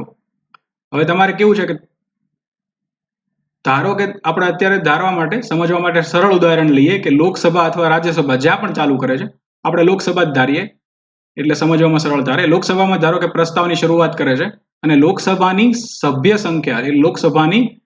સભ્ય સંખ્યા 100 છે. આ ધારવાનું છે, 543 છે એ નહીં. ધારો કે 100 છે, તો પહેલા તો તમારે પ્રતિભા દેવીસિંહ પાટીલને હટાવવા હોય ને તો 100 માંથી 1/4 એટલે કે 25 લોકો તો પહેલા તમારા આ પ્રસ્તાવ, જે તમારો પ્રસ્તાવ છે એનો સમર્થન કરવા જોઈએ.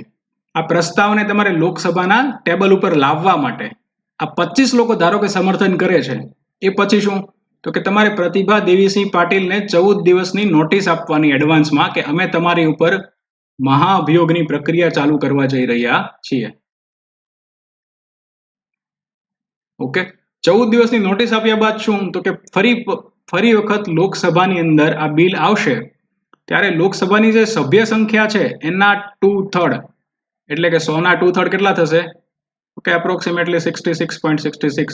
એટલે આ 5 થી વધારે છે એટલે આપણે ધારી લઈએ કે 67 મેમ્બર જ્યારે આ પ્રસ્તાવને સમર્થન આપશે, બિલ પાસ થશે આ પ્રસ્તાવથી, પછી લોકસભામાંથી આ ઠરાવ પસાર થયેલો ગણાશે. પછી શું તો કે પછી ફરી વખત આ ઠરાવ છે ને એ રાજ્યસભામાં જશે.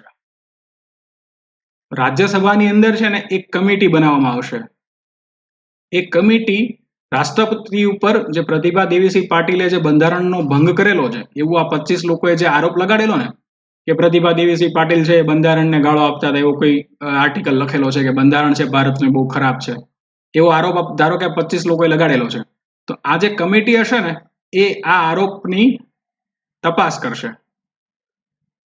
આરોપની તપાસ કરતા વખતે જો કમિટીને એવું લાગે કે હા વાસ્તવિકતામાં આવું કોઈ પણ કારણ થયેલું છે અથવા આવી કોઈ પણ ક્રિયા કરવામાં આવેલી છે રાષ્ટ્રપતિ દ્વારા, તો કમિટી સકારાત્મક રિપોર્ટ આપશે. અધરવાઇઝ કમિટી નકારાત્મક રિપોર્ટ આપે.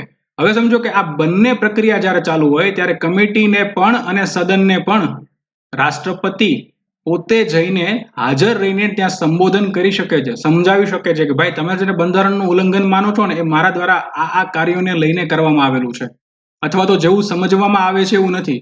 એટલે કે રાષ્ટ્રપતિ પોતાની સફાઈ આપી શકે. એટલે ધારો કે આ લોકોએ કીધું કે બંધારણનો ભંગ થયેલો છે અને કમિટી જ્યારે તપાસ કરતી હોય ત્યારે રાષ્ટ્રપતિ એવું એક્સપ્લેનેશન આપે કે ભાઈ મેં બંધારણનો ભંગ નથી કરેલો, આવી પરિસ્થિતિ હતી એટલા માટે મારા દ્વારા આવું કામ કરવામાં આવેલું.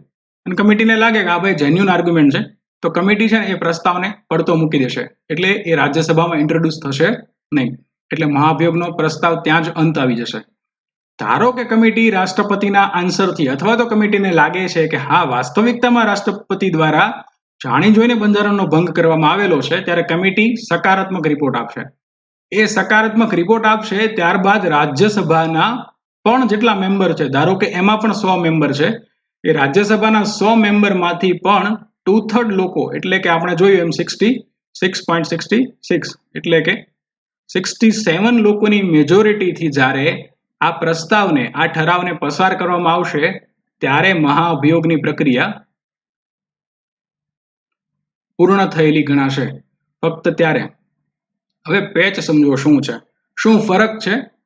લોકો બહુ એવો શબ્દ વાપરતા હોય કે ભાઈ ચીફ જસ્ટિસ ઓફ ઇન્ડિયાને હટાવવા માટે મહાઅભિયોગ ને ચૂંટણી કમિશનરને હટાવવા માટે મહાઅભિયોગ ને દરેકને હટાવવા માટેની જે બંધારણીય પોસ્ટ હોય ને દરેક માટે મહાઅભિયોગ શબ્દ વાપરે. પરંતુ એવું નથી. ફરક છે બંનેની અંદર કે કોઈ પણ પદ માટે તમે જ્યારે કોઈને હટાવવાની પ્રક્રિયા કરો ને, ધારો કે તમારે સુપ્રીમ કોર્ટના જે ચીફ જસ્ટિસ છે એને હટાવવા છે, તો એક તો સૌથી પહેલા એ સમજો કે એને હટાવવા માટે સ્પેશિયલ મેજોરિટીની જરૂર પડે છે. જ્યારે રાષ્ટ્રપતિને હટાવવા માટે સ્પેશિયલ મેજોરિટી નથી જરૂર પડતી. રાષ્ટ્રપતિના પદને બાદ કરો ને તો ભારતના બંધારણની અંદર કોઈ પણ જગ્યાએ એવી વ્યવસ્થા નથી કે જે જગ્યાએ 2/3 મેજોરિટીની તમારે જરૂર પડતી હોય. સ્પેશિયલ મેજોરિટીમાં શું હોય તો કે જેટલી મેમ્બરશિપ છે, ધારો કે 100 જણાની મેમ્બરશિપ છે, 100 સભ્ય સંખ્યા છે એના અડધા એટલે કે 50 પ્લસ જેટલા પ્રેઝન્ટ છે, જેટલા લોકો હાજર છે અને વોટ કરે, ધારો કે 80 જણા હાજર છે એમાંથી અને વોટ કરે છે 80 તો એના જે 2/3 આવે છે એટલા લોકો વોટ કરશે એટલે સ્પેશિયલ મેજોરિટી ગણાઈ જશે. જ્યારે અહીંયા હાજર છે ને વોટ કરે છે એના 2/3 નથી લેવાના, સભ્ય સંખ્યાના 2/3 લેવાના છે. સભ્ય સંખ્યાના ભારતના બંધારણમાં બીજી કોઈ પણ જગ્યાએ આવી વ્યવસ્થા નથી કે તમારે આટલી બધી હાયર મેજોરિટીની જરૂર પડતી હોય. બીજો ફરક સમજો કે તમે ચીફ જસ્ટિસ ઓફ ઇન્ડિયાને સ્પેશિયલ મેજોરિટીથી જ્યારે તમારો ઠરાવ પસાર થઈ જાય લોકસભા અને રાજ્યસભા બંનેમાંથી, એ બાદ પણ રાષ્ટ્રપતિ જે હોય છે એ ઓર્ડર કરશે ચીફ જસ્ટિસ ઓફ ઇન્ડિયાને કે હવે તમે તમારું પદ છોડી દો, કેમ કે તમારી વિરુદ્ધમાં રિમૂવલ પ્રોસિજર જે છે, તમને હટાવવાની પ્રક્રિયા છે એ ચાલુ થયેલી ને જે સંસદે માન્ય રાખેલી છે. જ્યારે મહાઅભિયોગની પ્રક્રિયામાં એવું નથી. મહાઅભિયોગની પ્રક્રિયામાં લોકસભા અને રાજ્યસભા આ બંને જગ્યાએથી ઠરાવ પસાર થઈ ગયો ને એટલે by default at a time રાષ્ટ્રપતિ પોતાના પદ ઉપરથી હટેલા અથવા તો પદ ઉપરથી દૂર કરેલા ગણવામાં આવશે. કેમ કે રાષ્ટ્રપતિની ઉપર તો કોઈ સત્તા છે જ નહીં જે એને ઓર્ડર આપી શકે, જે એને કહી શકે કે તમે સત્તા ઉપરથી દૂર જાઓ. જ્યારે આ દરેક લોકો એવા છે જે લોકો કોન્સ્ટિટ્યુશનલ પદ ઉપર છે એ બધાની ઉપર રાષ્ટ્રપતિ હોય છે. એટલે એટલા માટે રાષ્ટ્રપતિ એને ઓર્ડરથી દૂર કરે છે, ભલે રિમૂવલ પ્રોસેસ થઈ હોય બંને હાઉસમાં, પરંતુ ઓર્ડર કરવો ફરજિયાત છે. જ્યારે રાષ્ટ્રપતિના કેસમાં એવું નથી. એક વખત ઓર્ડર કરી દીધો, એક વખત મહાભિયોગની પ્રક્રિયા પૂર્ણ થઈ ગઈ એટલા માટે રાષ્ટ્રપતિ તરત જ પોતાના પદ ઉપરથી બરખાસ્ત ગણવામાં આવશે. વધારે નિયમો જોઈએ કે રાષ્ટ્રપતિને 14 દિવસની આપણે વાત કરીએ એમ એડવાન્સમાં નોટિસ આપવી પડશે મહાભિયોગના ઠરાવને કન્સિડર કરવા માટે. કુલ સદસ્યતાના 2/3 2/3 મેજોરિટી દ્વારા પસાર થયા બાદ બીજા ગૃહમાં મોકલવામાં આવશે. બીજું ગૃહ છે એ આરોપોની તપાસ કરાવશે. એ સમયે રાષ્ટ્રપતિને રજૂ થવાનો અને હાજર રહેવાનો અધિકાર છે, પોતાના સફાઈ આપી શકે. તપાસ બાદ જો અન્ય ગૃહ પણ ચાર્જને ટકાવી રાખે અને કુલ સભ્યપદના 2/3 મેજોરિટીથી મહાભિયોગના ઠરાવને પસાર કરે એટલે રાષ્ટ્રપતિ પોતાના પદ ઉપરથી દૂર ગણાશે. બીજા ગૃહમાંથી પણ ઠરાવ પસાર થાય તો તે તારીખથી રાષ્ટ્રપતિને પદ પરથી બરખાસ્ત ગણવામાં આવે છે. સમજાઈ ગયું? કોમ્પ્લેક્સ પ્રોસેસ નથી, બિલકુલ સિમ્પલ છે. ખાલી જે મેજોરિટી છે ને એ 2/3 ઉપયોગમાં લેવાય છે. કોની? મેમ્બરની. ઓકે, હવે જોઈએ મહાભિયોગની પ્રક્રિયામાં કોણ લોકો ભાગ લે છે. તો કે મહાભિયોગની પ્રક્રિયા છે ને એ અર્ધન્યાયિક પ્રક્રિયા છે. ન્યાયિક પ્રક્રિયા એટલે શું કે કોઈ પણ એક પક્ષ હોય એ આરોપ લગાડે ને બીજો પક્ષ હોય એવું કે ના મારા દ્વારા આવું થયેલું નથી. એટલે કોઈ જજ સાહેબ હોય બેસીને ચેક કરશે કે આ વાસ્તવિકતામાં આરોપ સાચા છે કે જે આ ભાઈ કહે છે એની સફાઈ સાચી છે. તો આ ન્યાયિક પ્રક્રિયા કહેવાય. તો અર્ધન્યાયિક પ્રક્રિયા છે, કેમ કે કોઈ જે આ લોકો જે 1/4 લોકો હોય છે એ લોકો આરોપ લગાડે છે, ચાર્જ લગાડ્યા પછી જે બિલ પસાર થાય છે અને બીજા ગૃહમાં મોકલવામાં આવે છે, ત્યાં કમિટી જે છે એ કમિટી એની તપાસ કરે છે. બરાબર? એટલા માટે અર્ધન્યાયિક પ્રક્રિયા છે. અને એવું છે કે આ પ્રક્રિયા પૂર્ણ થયા બાદ જો પ્રક્રિયા આખી પ્રોસેસ ફોલો કરવામાં આવે તો કોઈને ને કોઈને સજા અથવા તો દંડ કરવામાં આવે છે. જેમ કે રાષ્ટ્રપતિને દંડ સ્વરૂપે શું તો કે પદ પરથી મુક્ત કરવામાં આવે છે. એટલા માટે આ પ્રક્રિયાને અર્ધન્યાયિક પ્રક્રિયા ગણવામાં આવે છે.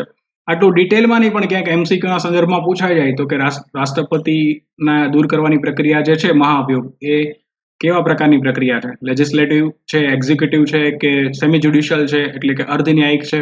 તો એ સમય યાદ રાખવાનું કે એ અર્ધન્યાયિક પ્રક્રિયા છે. આ સંદર્ભમાં નીચેની બાબતો ધ્યાનમાં લઈએ તો કઈ બાબતો છે ધ્યાનમાં લેવી જોઈએ. તો કે સૌથી પહેલા સંસદના બંને ગૃહના સભ્યો ભાગ લે છે. સંસદના બંને ગૃહના એટલે કે નામાંકિત સભ્યો રાષ્ટ્રપતિના મહાઅભિયોગમાં ભાગ લઈ શકે છે, તેઓ ચૂંટણીમાં ભાગ લેતા નથી. આપણને ખબર છે કે લોકસભાના 2 એંગ્લો ઇન્ડિયન્સ હતા એ લોકો ચૂંટણી સમયે ભાગ લઈ શકતા નથી. સેમ રાજ્યસભાની અંદર જે 12 લોકો નોમિનેટ કરવામાં આવતા એ લોકો પણ ચૂંટણી સમયે ભાગ લેતા નહીં. હવે એંગ્લો ઇન્ડિયન નથી. ઓકે, સમજવા માટે. તો આ લોકો દૂર કરવાની પ્રક્રિયામાં ભાગ લેશે. જ્યારે બીજી બાજુ રાજ્ય વિધાનસભા અને કેન્દ્ર શાસિત પ્રદેશ દિલ્હી અને પોંડુચેરીના ચૂંટાયેલા સભ્યો, જે વિધાનસભાના ચૂંટાયેલા સભ્યો છે એ પણ રાષ્ટ્રપતિના મહાઅભિયોગમાં ભાગ લેતા નથી. તેઓ ચૂંટણીમાં ભાગ લે છે પણ કોઈ રાષ્ટ્રપતિ વિરુદ્ધની તેઓ ચૂંટણીમાં ભાગ લે છે, અહીંયાથી સેન્ટેન્સને કોમા છે કે કોઈ પણ રાષ્ટ્રપતિની વિરુદ્ધમાં હજી સુધી મહાઅભિયોગ કરવામાં આવેલો નથી. આ વસ્તુ સમજો કે જે એમએલએ હોય છે એ ઇલેક્શનની અંદર પાર્ટિસિપેટ કરે છે. જે ઇલેક્ટેડ એમએલએ છે ત્યાં પણ એંગ્લો ઇન્ડિયન છે તો એ પણ પાર્ટિસિપેટ કરશે નહીં.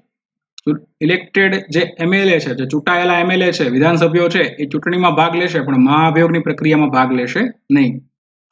કારણ સિમ્પલ એવું છે કે જ્યારે કોઈ વ્યક્તિને આપણે ચૂંટતા હોઈએ રાષ્ટ્ર અધ્યક્ષ તરીકે અથવા તો એ પદ માટે, ત્યારે સાવચેતી રાખવી ખૂબ જરૂરી છે કે કોઈ એવો વ્યક્તિ ન ચૂંટાઈને આવે જે ડિઝર્વિંગ નથી, જે કેન્ડિડેટ કદાચ ક્યાંય ને ક્યાંય એ પદને લાયક નથી, પણ એક વખત ચૂંટાઈ જાય પછી જો એ વ્યક્તિ કોઈ એવી પ્રક્રિયા કરે છે, કોઈ એવું કાર્ય કરે છે જે બંધારણની વિરુદ્ધમાં છે, તો ફરી વખત આપણે એટલી લાંબી પ્રોસેસમાંથી પસાર થવાની જરૂર નથી. કેમ કે જો એવી પ્રોસેસ હોય ને તો એ રાષ્ટ્રપતિ પદ ઉપર જે માણસ આવે ને એને ઇમ્યુનિટી આપે. એ માણસને એવો અધિકાર અથવા તો હક અથવા તો એવો વહેમ ઉભો થઈ શકે કે મને દૂર કરવો બહુ મુશ્કેલ છે. એટલે શક્ય છે એકચ્યુઅલી જે પણ નિયમો બનાવવામાં આવેલા છે જેનો અત્યાર સુધી ઉપયોગ નથી થયેલો એ તો હાઇપોથિસિસ ઉપર જ છે, એક સંભાવનાઓ ઉપર છે કે આવું આવું થઈ શકે. તો એક એવી સંભાવના છે કે ભાઈ રાષ્ટ્રપતિ છે, જો એને પદ ઉપરથી ઇઝીલી દૂર ન કરવામાં આવે તો એનો એ પદનો દુરુપયોગ થવાના ચાન્સીસ છે. એટલે કોઈ પણ વ્યક્તિને એવો ડર રહેવો જોઈએ કે ભાઈ મને દૂર કરવો એટલો બધો મુશ્કેલ નથી. અને રાજ્યની ભાગીદારી નથી થતી એવો પણ જે આરોપ છે એ પણ ખોટો છે, કેમ કે રાજ્યસભા છે એ ડાયરેક્ટલી ઇનડાયરેક્ટલી તો રાજ્યનું જ પ્રતિનિધિત્વ કરતી હોય છે. અત્યાર સુધી કોઈ પણ રાષ્ટ્રપતિની વિરુદ્ધમાં મહાભિયોગ કરવામાં આવેલો નથી, એટલે કે મહાભિયોગની પ્રક્રિયાથી દૂર કરવામાં આવેલા નથી. એક વખત એવું બનેલું, પ્રોસેસ તો ચાલુ નહોતી થઈ પણ વાતચીત અને ચર્ચા શરૂ થયેલી કે જ્યારે રાજીવ ગાંધી સરકારની વિરુદ્ધમાં, રાજીવ ગાંધીની વિરુદ્ધમાં જે રાષ્ટ્રપતિ ત્યારના હતા જ્ઞાની જેલસિંહ, એ લોકોએ જ્ઞાની જેલસિંહે એક પોકેટ વીટોનો યુઝ કરેલો. પોકેટ વીટોમાં એવું હતું કે રાજીવ ગાંધી સરકારે એક પોસ્ટલ બિલ કરેલું પાસ સંસદમાંથી. એ પોસ્ટલ બિલને જ્ઞાની જેલસિંહે પરવાનગી નહોતી આપેલી, પોકેટ વીટો યુઝ કરીને પડો રહેવા દીધેલો. એટલે રાજીવ ગાંધી બહુ ખફા થઈ ગયા, એમ ખૂબ ગુસ્સે થઈ ગયા, અને એ પોતાના જે કોન્સ્ટિટ્યુશનલ ઓપ્શન્સ હોય, જે બંધારણીય વિકલ્પો હતા એ તપાસતા હતા. એ વિકલ્પો અંતર્ગત એક એવી વ્યવસ્થા અથવા તો વિકલ્પ તપાસેલો કે બંધારણ અંતર્ગત આપણે મહાભિયોગની પ્રક્રિયા કરીએ. પરંતુ બાદમાં સુલેહ થઈ ગઈ એટલે પ્રક્રિયા નહોતી થયેલી. પણ એક વખત એવી પરિસ્થિતિ ઊભી થયેલી કે આજ સુધી હકીકતમાં મહાભિયોગ તો કોઈના ઉપર કરવામાં આવેલો નથી. જોઈએ, રાષ્ટ્રપતિનું પદ રિક્તતા એટલે કે જગ્યા ખાલી થવી ક્યારે ગણાશે. હવે એક વખત રાષ્ટ્રપતિ થઈ ગયા, આપણને કાર્યકાળ ખબર પડી ગયો 5 વર્ષ માટે રહે, તો હવે 5 વર્ષ પૂરા થઈ ગયા, એની સિવાય કઈ પોસિબિલિટીઝ છે કે જ્યારે જગ્યા રાષ્ટ્રપતિનું પદ ખાલી થાય? તો કે 5 વર્ષના કાર્યકાળની સમાપ્તિ થાય ત્યારે એક તો પદ ખાલી થાય, સીધી વાત છે ભાઈ. રાષ્ટ્રપતિ રાજીનામું આપે ત્યારે પદ ખાલી થાય. ઉપરાષ્ટ્રપતિને સંબોધીને રાષ્ટ્રપતિ કહે અમારે મારા રાષ્ટ્રપતિ બનવું અથવા રાષ્ટ્રપતિ રહેવું નથી, એ સમયે જગ્યા ખાલી થશે. મહાભિયોગની પ્રક્રિયા આપણે જે છેલ્લા 10 મિનિટથી જોઈ રહ્યા છીએ, જો મહાભિયોગની પ્રક્રિયા સફળતાપૂર્વક પૂરી થાય તો રાષ્ટ્રપતિનું પદ ખાલી થશે. ચોથું, મૃત્યુ થવાથી પદ ખાલી થશે. મૃત્યુ થવાથી તો સીધી વાત છે, જ્યારે માણસ જ એક્ઝિસ્ટ નથી કરતો તો પદ તો ખાલી થઈ જાય. ઉદાહરણ તરીકે ડોક્ટર ઝાકિર હુસૈન, ફકરુદ્દીન અલી અહેમદ. એક બહુ ઇન્ટરેસ્ટિંગ ફેક્ટ છે અહીંયા કે 2 રાષ્ટ્રપતિ ભારતમાં એવા થયા શરૂઆતમાં કે જેઓ રાષ્ટ્રપતિ પદ ઉપર આવ્યા ને ત્યારે કાર્યકાળ પૂરો થાય પહેલા મૃત્યુ થઈ ગયું બંનેનું. એટલા માટે એવું કહેવાતું કે જ્યારે એપીજે અબ્દુલ કલામ રાષ્ટ્રપતિ બનવા માટે આવ્યા ને ત્યારે અમુક લોકોએ સજેશન આપેલું કે સાહેબ રહેવા દો, કેમ કે ભારતના રાષ્ટ્રપતિ માટે, ભારતના દેશની અંદર રાષ્ટ્રપતિ બનવું મુસ્લિમ વ્યક્તિ માટે બહુ સારો સંકેત નથી, કેમ કે આજ સુધી 2 રાષ્ટ્રપતિ બનેલા અને બંને કાર્યકાળ દરમિયાન મૃત્યુ પામ્યા. પણ કલામ સાહેબ તો સાયન્ટિફિક ટેમ્પરામેન્ટના માણસ હતા એમ, એટલે એને તો આવી બધી વસ્તુથી કઈ લેવા દેવા હોય નહીં, એટલે કલામ સાહેબ બનેલા. બીજો કોઇન્સિડન્ટ એ હતો કે ડોક્ટર ઝાકિર હુસૈનની તબિયત પહેલા બહુ ખરાબ રહેતી. એને ગવર્નર બનાવવામાં આવેલા બિહારના. નહેરુએ જ્યારે કીધું, વડાપ્રધાન નહેરુએ, કે તમે બિહારના ગવર્નર બનો, ત્યારે ઝાકિર હુસૈને ના પડેલી કે મારી તબિયત સારી રહેતી નથી. તમને ખબર હોય, તમે ઝાકિર હુસૈનનો કોઈ પણ ફોટો જોવો ને તો એ ગોગલ સાથે હોય, કેમ કે એને એક એવી બીમારી પણ હતી આંખોની, અને એટેક પણ એક વખત આવી ગયેલો. પણ નહેરુ સાહેબના આગ્રહને વશ થઈને પોતે બિહારનું ગવર્નરનું પદ સ્વીકારેલું, અને ત્યારબાદ પાછા રાષ્ટ્રપતિ પણ બનાવવામાં આવેલા. તો સેમ આગ્રહને વશ થઈને નહેરુ સાહેબની ઈચ્છા કે જે પણ કોઈ પરિસ્થિતિ એવી હતી કે ભાઈ કોઈ માઇનોરિટીનું પ્રતિનિધિત્વ થાય. પછી એવું થયું કે ફકરુદ્દીન અલી, એકચ્યુઅલી આ ડોક્ટર ઝાકિર હુસૈન જ્યારે રાષ્ટ્રપતિ હતા ત્યારે નહેરુ કે ઇન્દિરા ગાંધી બેમાંથી, આઈ થોટ કે ઇન્દિરા ગાંધી વડાપ્રધાન તો નહોતા બન્યા, નહેરુ જ હતા કદાચ. અને ફકરુદ્દીન અલી અહેમદ જ્યારે રાષ્ટ્રપતિ બને છે ત્યારે તો ઇન્દિરા ગાંધી આવી ગયેલા હોય છે વડાપ્રધાન તરીકે, જેણે નામ પ્રસ્તાવિત કરેલું. એની પણ એવી ઈચ્છા હતી કે ભાઈ માઇનોરિટીના કોઈ પણ વ્યક્તિ રાષ્ટ્રપતિ બને. હવે ડોક્ટર ઝાકિર હુસૈન જ્યારે રાષ્ટ્રપતિ હતા ત્યારે અને ફકરુદ્દીન અલી અહેમદ જ્યારે રાષ્ટ્રપતિ હતા ને ત્યારે બંનેને એટેક આવેલો સત્તા ઉપર, એટલે પદ ઉપર જ્યારે આસીન હતા ત્યારે, અને બંને કોઇન્સિડન્ટલી બાથરૂમની અંદર હતા ને ત્યારે તેને એટેક આવેલો. એ જ બાથરૂમ કલામ સાહેબે પણ વાપરેલું છે. એટલે કોઇન્સિડન્ટને ઘણી વખત શું કહેવાય, પેલી અંધશ્રદ્ધાનું નામ આપવામાં આવતું હોય, પણ એવું કંઈ છે નહીં. પાંચમી પ્રક્રિયા જોઈએ કેવી રીતે પદ ખાલી થઈ શકે, તો કે અન્ય રીતે એટલે કેવી રીતે, તો કે ઉદાહરણ તરીકે જ્યારે ઓફિસ સંભાળવા માટે અયોગ્ય બને, એટલે કે મેન્ટલી અનસાઉન્ડ બને, અથવા તો કોઈ એવી પરિસ્થિતિ ઊભી થાય છે કે એ ઓફિસ સંભાળી શકે એવી પરિસ્થિતિ નથી, અથવા તો તેની ચૂંટણી રદ કરવામાં આવે.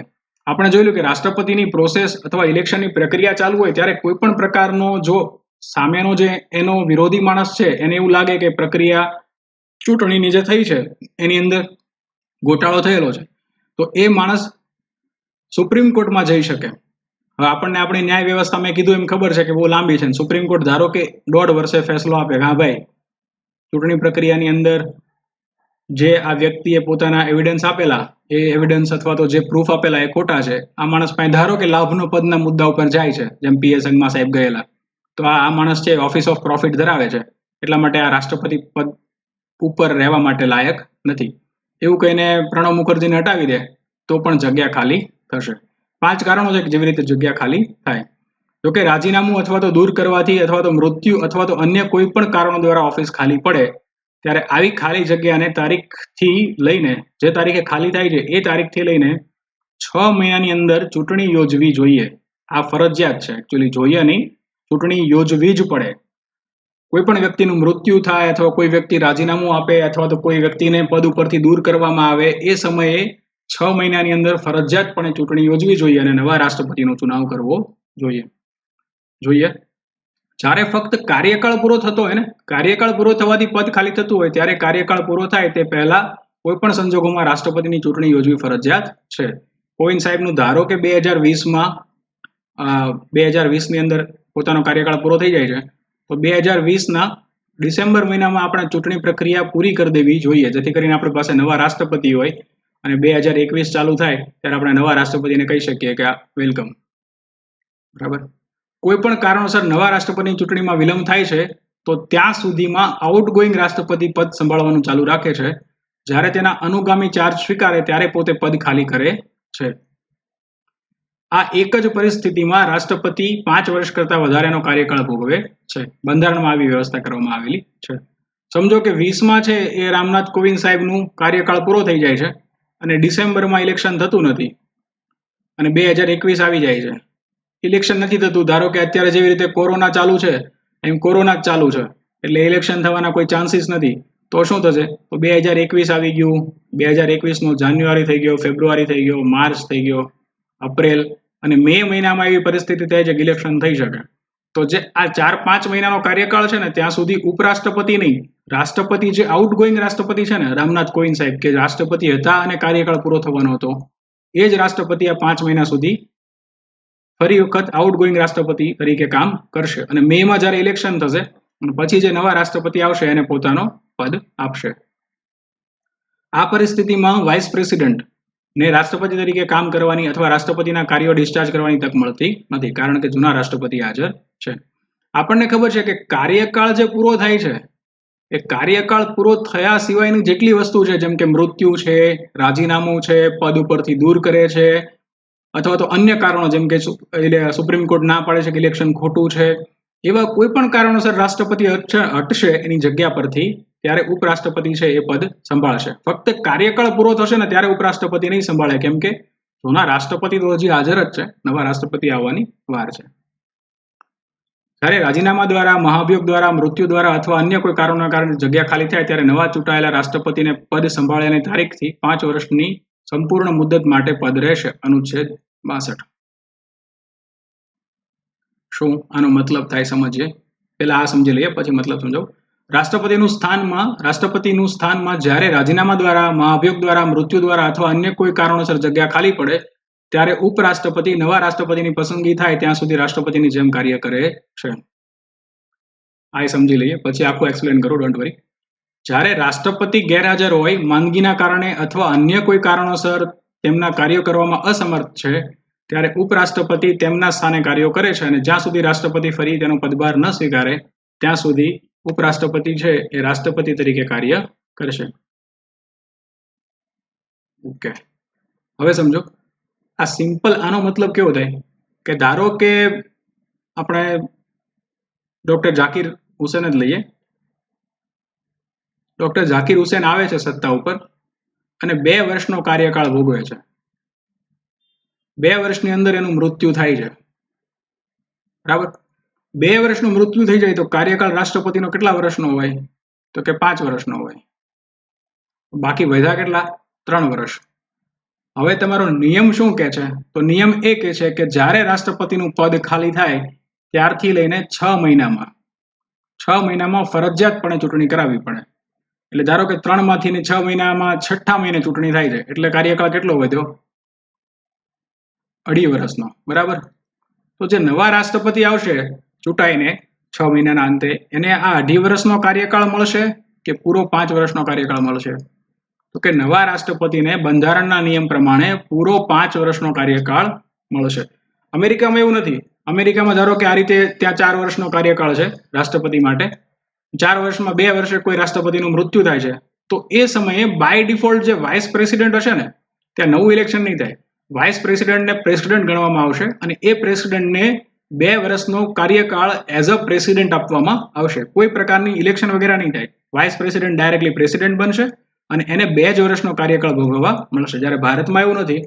આપણે આવી કોઈ પરિસ્થિતિ થાય, નવા પ્રેસિડેન્ટ આવે એને પૂર્ણ 5 વર્ષનો સમય મળશે. બીજું શું હતું? અચ્છા, આ તો આપણે જોયું કે આમાંથી કોઈ પણ કારણો હોય, રાજીનામું છે, મહાભિયોગ છે, મૃત્યુ છે, ખાલી જગ્યા થાય છે, તો એ સમયે ઉપરાષ્ટ્રપતિ, નવા રાષ્ટ્રપતિ નહીં આવે ત્યાં સુધી રાષ્ટ્રપતિની જેમ કાર્ય કરશે. આવી પરિસ્થિતિ આ 2 વખત જ થઈ, ડોક્ટર ઝાકિર હુસેન વખતે અને ફકરુદ્દીન અલી અહેમદના સમયે, કે મૃત્યુ થયેલું હોય ત્યારે ઉપરાષ્ટ્રપતિએ રાષ્ટ્રપતિનો કાર્યભાર સંભાળેલો હોય.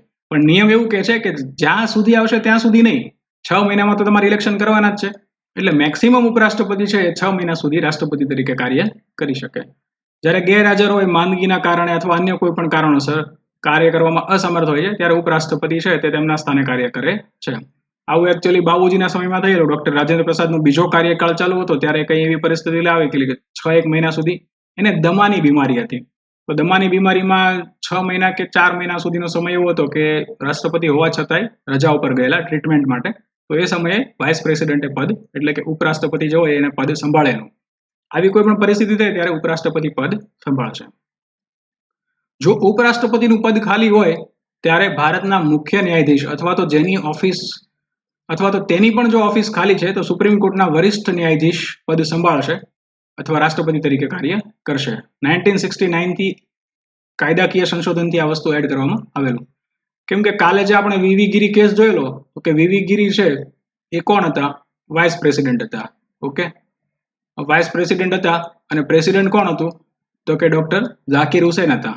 ઝાકિર હુસેનનું મૃત્યુ થયું એટલે વીવી ગીરી કોણ થઈ ગયા? કાર્યકારી પ્રેસિડેન્ટ થઈ ગયા.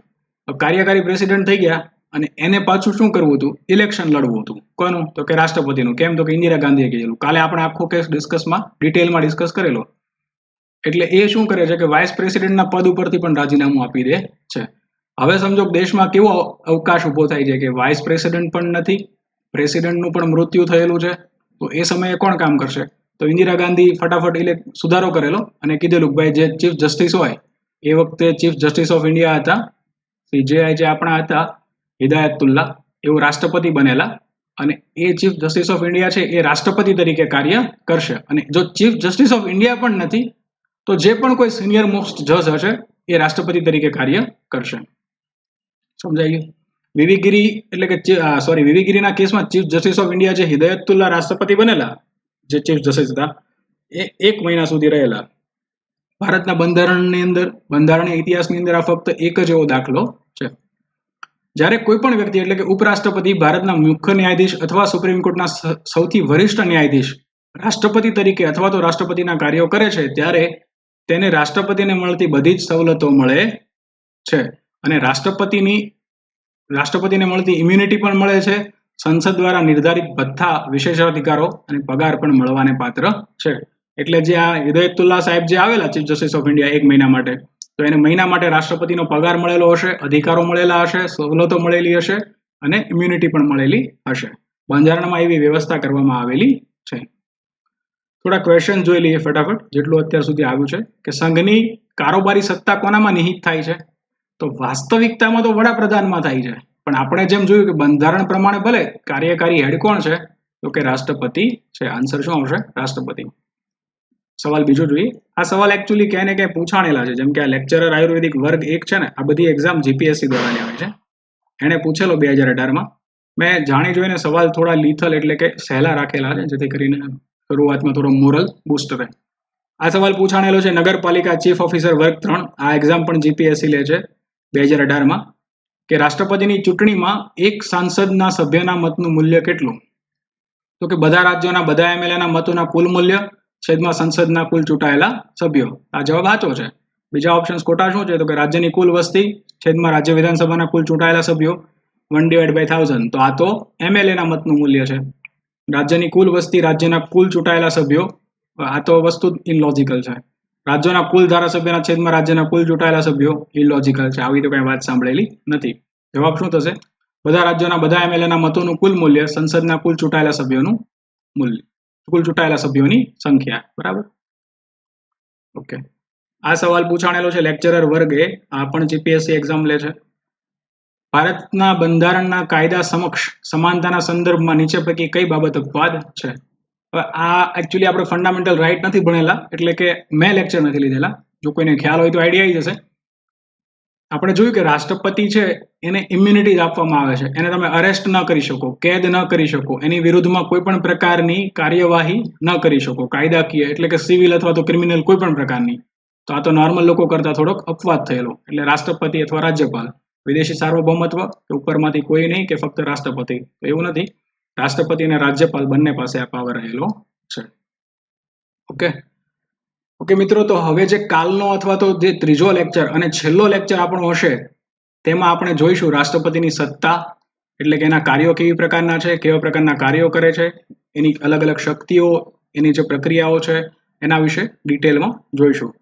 એટલે જે કાલનો લેક્ચર હશે ને એ આપણો છેલ્લો લેક્ચર હશે. અને કાલના લેક્ચરમાં એકચ્યુઅલી આપણે પ્રયત્ન એવો કરીશું કે થોડા ક્વેશ્ચન્સ વધારે અને એવા કે જે અત્યારે પૂછાતા હોય. ત્યાં સુધી મારી એવી આશા છે કે જે લોકો જેન્યુઇન કેન્ડિડેટ છે, લાસ્ટ ટાઈમ વાત કરેલી, એ લોકો એ પોતે વર્ષનું અથવા તો 2 વર્ષનું સબસ્ક્રિપ્શન પરચેસ કરે.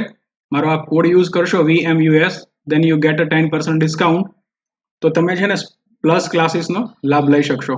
સાથે સાથે મિત્રો મને એ પણ જણાવો કે મારો સબ્જેક્ટ પોલિટી અને ઇન્ડિયન ઇકોનોમી છે અને કરંટ અફેર્સ પણ છે.